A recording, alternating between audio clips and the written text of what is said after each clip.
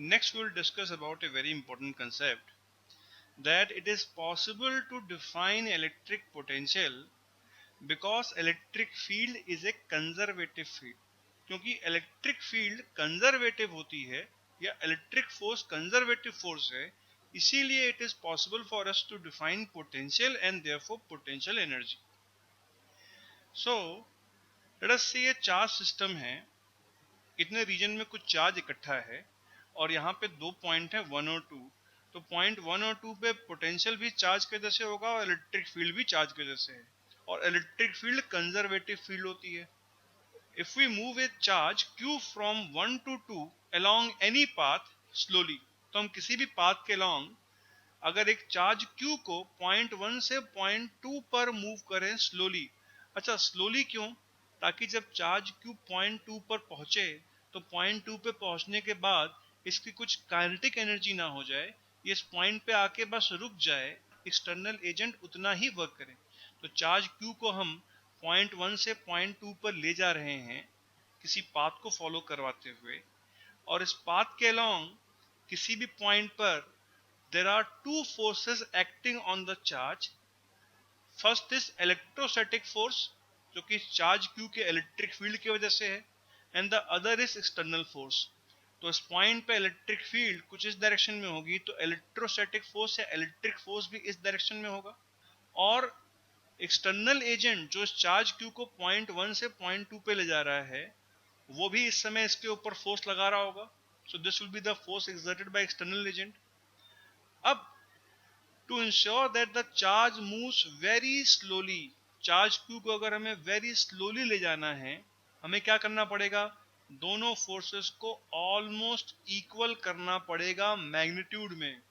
तो force applied by external agent should be equal to the electric force या electrostatic force that is acting on the charge at this moment, ताकि charge q एकदम slowly जा रहा होगा, किसी भी समय पे ये इक्विलिब्रियम में रहे, और इन दोनों फोर्सेस की डायरेक्शन अपोजिट होगी. तो इलेक्ट्रिक फील्ड का फोर्स अगर इधर लग रहा है तो हमें एक्सटर्नल एजेंट के फोर्स को इस डायरेक्शन में लगाना पड़ेगा, and therefore we can say that force applied by external agent will be negative of force applied by electric force.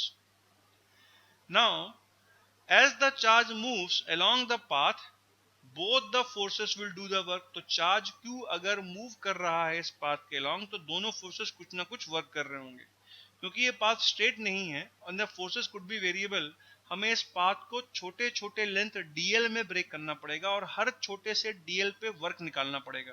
तो लेट अस से इस पॉइंट पे dl, this is the infinitely small displacement, तो इस point पे होने वाला work F external द्वारा वो F एक्सटर्नल डॉट dl के बराबर होगा, इनफिनिटली स्मॉल वर्क डन, और इलेक्ट्रिक फील्ड द्वारा होने वाला work F electric dot dl के बराबर होगा. सो the work done by external agent will be integral of force external dot dl का इंटीग्रल 1 से लेके 2 तक, and the work done by electric force will be f electric dot dl का integral 1 से लेके 2 तक. और क्योंकि ये दोनों फोर्सेस इक्वल इन मैग्नीट्यूड हैं और एग्जैक्टली अपोजिट इन डायरेक्शन होने चाहिए अगर चार्ज q को हम स्लोली पॉइंट 1 से पॉइंट 2 पे ले जाएं, therefore we can say that the work done by external agent will be equal to negative of the work done by electric force या electrostatic force. And now, क्योंकि हमने potential difference define कर रखा था, work done by external agent to move the charge slowly from point 1 to 2 divided by q, this will also be equal to minus of work done by electrostatic force divided by q. और electrostatic force is a conservative force, electric field because of a charge is a conservative field, and therefore the potential difference can also be said to be equal to minus of work done by conservative field, which is the electrostatic field, divided by q. So this is how we can define potential difference between 2 points. Now, work done by conservative force does not depend upon the path followed by the charge.